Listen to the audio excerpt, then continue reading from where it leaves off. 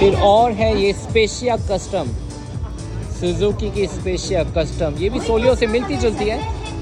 ये भी आती है स्लाइड डोर में, 660 सीसी की गाड़ी है ये भी।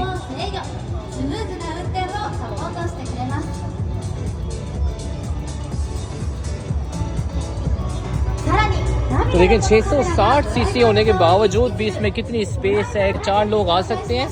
और यहाँ पे सामान भी बहुत ज़्यादा आता है इसके अंदर। बहुत ही खुली गाड़ी बनाई, 660 सीसी की है। फिर और है यहाँ पे स्पेशिया, सुजुकी की स्पेशिया, ये भी एक बहुत ही फेमस नाम है सुजुकी का।